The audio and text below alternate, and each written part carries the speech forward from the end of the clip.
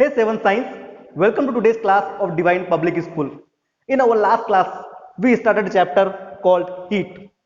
And in this chapter, we read a topic called Measuring Temperature.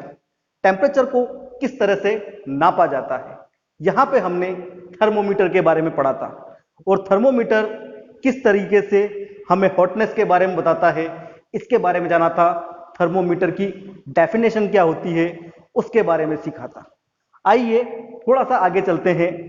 Temperature जब हम thermometer में नापते हैं तो हमने दो चीजों के बारे में पढ़ा था। लोअर फिक्स्ड पॉइंट जो था 0 डिग्री सेल्सियस, कोई भी प्योर वाटर जिस टेम्परेचर पे जम जाता है उसे 0 डिग्री सेल्सियस कहा जाता है। वहीं दूसरी तरफ कोई भी वाटर जितने डिग्री सेल्सियस पे उबलने लग जाता है उसे कहा जाता है higher fixed value, lower fixed point, higher fixed point. So measuring temperature के ही सेकंड पार्ट को हम पढ़ने की कोशिश कर रहे हैं।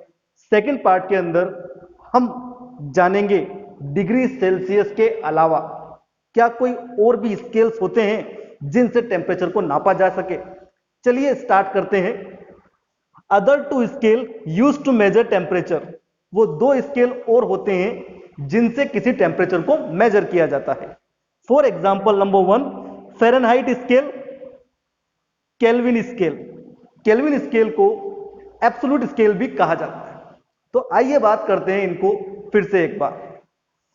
Fahrenheit is written as degree F, Fahrenheit को लिखा जाता है डिग्री एफ की फॉर्म में, and read as degree Fahrenheit, और उसे डिग्री फ़ारेनहाइट की तरह पढ़ा जाता है। अब जिस तरह से थर्मामीटर के अंदर लोअर फिक्स्ड पॉइंट था और अपर फिक्स्ड पॉइंट था, उसी तरीके से फ़ारेनहाइट के अंदर भी एक लोअर फिक्स्ड पॉइंट होता है और एक अपर फिक्स्ड पॉइंट होता है। इसका जो लोअर पॉइंट है वो थर्मामीटर की तरह ही फ्रीजिंग पॉइंट कहलाया जाएगा, और इसका जो अपर पॉइंट है वो थर्मामीटर की जगह ही बॉइलिंग पॉइंट कहा जाएगा। तो देखते हैं क्या होता है फ़ारेनहाइट स्केल के अंदर freezing point. It's 32 degree F, और बॉइलिंग पॉइंट होता है 212 डिग्री एफ। यहां पे एक सोचने की बात है, थर्मामीटर तो स्टार्ट हो रहा था 0 से और फ़ारेनहाइट स्केल स्टार्ट हो रहा है 32 से। ये कैसे पॉसिबल है? सिंपल सी बात है, बट मैं चाहता हूं कि एक बार आप इस पर खुद विचार कीजिए। आप मुझसे डाउट पूछेंगे कमेंट्स करके तो मैं ये चीज एक्सप्लेन करूंगा, नहीं तो कोई बात नहीं। अगला जो स्केल है वो है केल्विन। केल्विन को लिखा जाता है के, और केल्विन को पढ़ा जाता है केल्विन ही, सिंपल। जिस तरह से डिग्री सेल्सियस के अंदर लोअर फिक्स्ड पॉइंट होता है, अपर फिक्स्ड पॉइंट होता है 0 डिग्री सेल्सियस और 100 डिग्री सेल्सियस, डिग्री फ़ारेनहाइट के अंदर लोअर फिक्स्ड पॉइंट होता है और अपर फिक्स्ड पॉइंट होता है 32 डिग्री एफ, 212 डिग्री एफ। उसी तरह केल्विन का भी एक लोअर फिक्स्ड पॉइंट होता है और एक अपर फिक्स्ड पॉइंट होता है। क्या होता है वो? 273 केल्विन और 373 केल्विन। ये भी स्केल अलग मेजरमेंट से चालू हुआ है, इसके ऊपर भी हम विचार करेंगे। अब बात करते हैं हम एसआई यूनिट ऑफ टेम्परेचर की।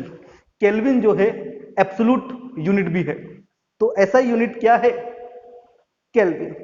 एसआई यूनिट का मतलब होता है सिस्टम इंटरनेशनल, एक यूनिट जो सबसे ज्यादा मान्य होती है सभी देश में, यूनिवर्सल होती है, पूरी दुनिया में जो मान्य होती है। रिलेशन, ये बहुत इंपॉर्टेंट पॉइंट है। बड़ी क्लासेस के अंदर भी बच्चे इसमें कंफ्यूज होते हैं, वो कभी भी डिग्री सेल्सियस को केल्विन में कन्वर्ट नहीं कर पाते, केल्विन को फ़ारेनहाइट में कन्वर्ट नहीं कर पाते, फ़ारेनहाइट को डिग्री सेल्सियस में कन्वर्ट नहीं कर पाते, क्योंकि ये यहाँ पे एक उनका बेसिक बच जाता है। ये रिलेशन आपको हमेशा याद रखना है। डिग्री सेल्सियस बाई 5 वो इक्वल होता है डिग्री फ़ारेनहाइट -32/9, और उसको इक्वल रखा गया है के केल्विन -273/5। ध्यान दीजिए यहां पे सबका लोअर फिक्स्ड पॉइंट आ चुका है फॉर्मूला के अंदर। डिग्री सेल्सियस, क्योंकि उसका लोअर फिक्स्ड पॉइंट होता है 0 डिग्री सेल्सियस, तो 0 को मेंशन नहीं किया गया। फ़ारेनहाइट के फॉर्मूले में फ़ारेनहाइट वाला लोअर फिक्स्ड पॉइंट 32, और यहां पे है केल्विन का लोअर फिक्स्ड पॉइंट। क्या रिलेशन है ये, क्या है, क्यों इनको इस तरह से साथ में लिखा जाता है, ये एक काफी इंटरेस्टिंग बात है। लेकिन सवाल फिर से वही आता है, थर्मामीटर तो 0 से स्टार्ट हो रहा था, लेकिन फ़ारेनहाइट स्टार्ट हुआ 32 से और केल्विन स्टार्ट हुआ 273 से। ये क्या चक्कर है? ये एक बहुत ही इंटरेस्टिंग फैक्ट है, पर आप अगर पढ़ाई करना चालू रखोगे, मुझसे डिस्कस करोगे, तो मैं आपको इसका डाउट दूर करूंगा। आइए बात करते हैं इस रिलेशन के बारे में। ये रिलेशन से हम कोई भी टेम्परेचर स्केल को इंटरचेंज कर सकते हैं, कन्वर्ट कर सकते हैं। फॉर एग्जाम्पल, मुझे डिग्री सेल्सियस को फ़ारेनहाइट में कन्वर्ट करना है, डिग्री सेल्सियस को फ़ारेनहाइट बनाना है, तो मैं देखूंगा कि मेरा जो फॉर्मूला है उसमें डिग्री सेल्सियस और फ़ारेनहाइट कहां पर है। ये जो फर्स्ट टू पोर्शन है इसमें डिग्री सेल्सियस है और फ़ारेनहाइट है, तो मैं तीसरा वाला छुपा लूंगा। अब जो मेरे पास फॉर्मूला है, ये दोनों पार्ट, ये मेरे डिग्री सेल्सियस को किस में कन्वर्ट कर देंगे? फ़ारेनहाइट में। देखिए, मैं 100 डिग्री सेल्सियस को फ़ारेनहाइट में कन्वर्ट कर रहा हूं, तो डिग्री सेल्सियस की जगह लगता है मुझे 100, फॉर्मूले का 5, डिग्री फ़ारेनहाइट -32 अपॉन 9। पीछे वाला पोर्शन मैंने छुपा लिया है। इसको अगर मैं सोल्व करूंगा तो मुझे आंसर मिल जाएगा 212 डिग्री फ़ारेनहाइट। आप इसको कॉपी में करके देख सकते हैं। अब बात करता हूं मैं डिग्री फ़ारेनहाइट को केल्विन में कन्वर्ट करने की। डिग्री फ़ारेनहाइट को केल्विन में कन्वर्ट करना है, तो मुझे देखना पड़ेगा कि डिग्री फ़ारेनहाइट और केल्विन कहाँ है। पीछे वाले जो दो ब्लॉक्स दिख रहे हैं वो डिग्री फ़ारेनहाइट और केल्विन के हैं। अब की बार मैं आगे वाले को छुपा लूंगा, इस रिलेशन को नीचे लिखूंगा।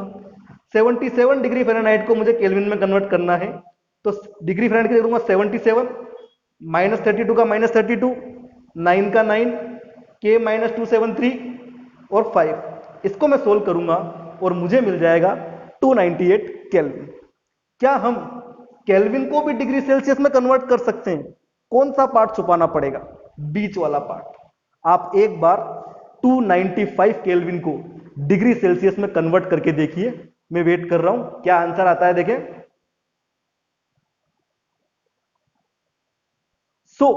इस रिलेशन से हम किसी भी टेम्परेचर स्केल को किसी दूसरे टेम्परेचर स्केल में कन्वर्ट कर सकते हैं।